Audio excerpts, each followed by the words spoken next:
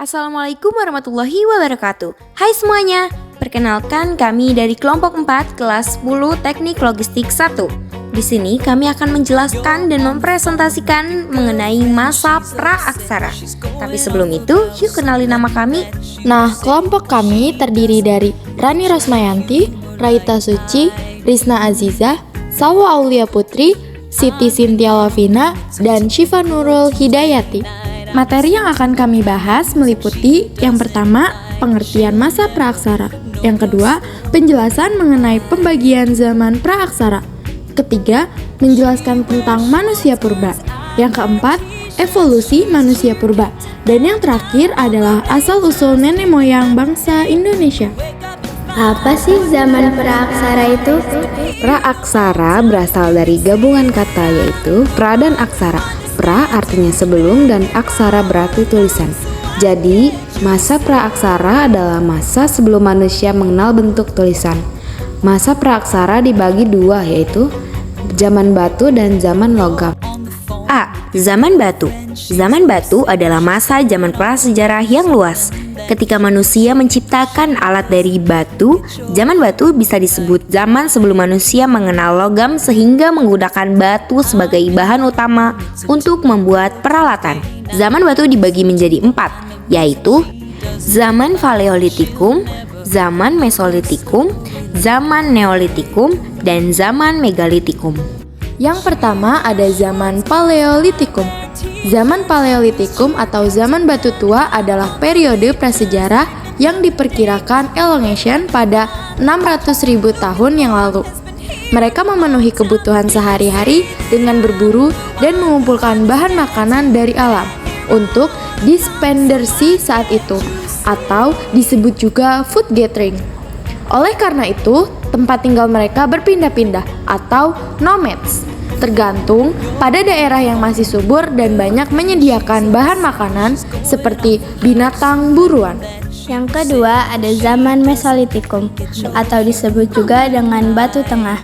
Ciri utama peradaban pada periode ini adalah kehidupan semi nomaden, di mana sebagian manusianya telah hidup menetap di gua-gua dan yang lainnya masih berpindah-pindah. Selain itu, sebagian masyarakatnya mulai mengenal tradisi bercocok tanam. Peralatan dan senjata yang digunakan pada periode ini masih berbentuk kasar dan belum dihaluskan. Masyarakatnya juga telah mengenal sistem organisasi sosial, pembagian kerja, dan kepercayaan terhadap roh nenek moyang. Yang ketiga ada zaman Neolitikum. Orang zaman Neolitikum juga membangun tempat tinggal permanen seperti rumah sederhana. Kehidupan sosial di zaman Neolitikum juga dicirikan dengan masyarakat yang mengembangkan gotong royong, menetapkan aturan bersama, dan memiliki kepercayaan pada makhluk halus. Manusia dari zaman Neolitikum sudah berpakaian memperoleh makanan dengan cara food producing, yaitu bercocok tanam. Sehingga selain berburu, mereka sudah ada cara lain memperoleh makanan. Yang keempat ada zaman Megalitikum. Zaman Megalitikum atau biasa disebut zaman batu besar adalah zaman ketika manusia sudah dapat mengembangkan kebudayaan yang terbuat dari batu-batu besar. Zaman Megalitikum mempunyai tempat tinggal tetap dan memenuhi kebutuhan sehari-harinya dengan bercocok tanam, berternak, menjadi nelayan, dan membuat alat-alat dari gerabah. Selain itu, masyarakatnya menganut sistem kepercayaan terhadap nenek moyang mereka. Menurut teman-teman, apa saja sih jenis manusia purba? Yuk simak pembahasannya. Jenis-jenis manusia purba. 1. Meganthropus palesiozavanensis. Ditemukan oleh G.H.R. van Koningswald pada tahun 1936 hingga 1941 di Sangiran, Sragen, Jawa Tengah. Dalam fosil bertubuh besar ini ditemukan gigi, rahang, dan tengkorak. 2. Phytachanthropus mojokertensis. Dari semua fosil yang ditemukan, para ahli beranggapan bahwa jenis Phytachanthropus mojokertensis merupakan yang paling tua. Phytachanthropus mojokertensis ditemukan di Perning, Mojokerto, Jawa Timur oleh Weidenreich and G.H.R. van Koningswald pada tahun 1936. Fosil mereka banyak ditemukan di daerah Jawa Tengah dan Jawa Timur. Ketiga ada Phytachanthropus erectus. Jenis Pithecanthropus erectus ditemukan di Lembah Bengawan Solo, Desa Trinil, Jawa Tengah oleh Egne Du Bois tahun 1891. Nama Pithecanthropus erectus memiliki arti manusia kera yang berjalan tegak lurus dan dipandang sebagai spesies awal manusia yang hidup sekarang. Yang keempat ada Pithecanthropus solensis, ditemukan oleh J.H.R. von Koenigswald, Terhart, dan Overnoot di Desa Ngandong, Jawa Tengah. Nama yang dipilih memiliki arti manusia kera dari Solo. Yang kelima ada Homo wajakensis. Homo wajakensis ditemukan di Desa Wajak, Tulungagung, Jawa Timur oleh Van Rich Content pada tahun 1889. Yang keenam ada Homo florensiensis. Fosil ini ditemukan di Pulau Flores, Nusa Tenggara. Yang ketujuh ada Homo soloensis, ditemukan oleh Tenhart, Oppenort, dan Gustav Heinrich Ralph von Koenigswald pada tahun 1931 sampai 1933 di Sangiran, Jawa Tengah. Dan yang terakhir ada Homo sapiens. Jenis ini memiliki nama Homo sapiens yang berarti manusia cerdas.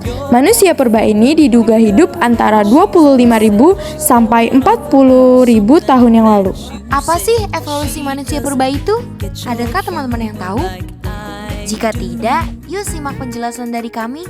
Evolusi manusia adalah proses evolusi dalam sejarah primata yang menyebabkan munculnya Homo sapiens sebagai spesies tersendiri dari famili hominid yang mencakup kera besar. Proses ini meliputi perkembangan bertahap dari sifat-sifat seperti bipedalisme dan kemampuan berbahasanya manusia, serta perkawinan silang dengan hominin lain yang menunjukkan bahwa evolusi manusia tidaklah linear, akan tetapi berbentuk seperti jaringan.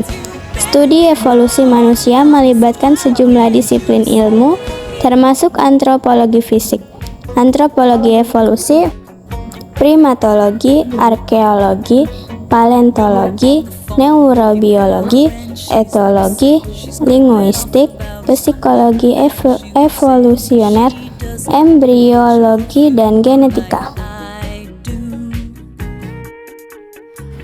Teori out of Africa. Nenek moyang bangsa Indonesia berasal dari Afrika, tepatnya di daerah-daerah yang sekarang mencakup Somalia, Ethiopia, Eritrea, dan Djibouti.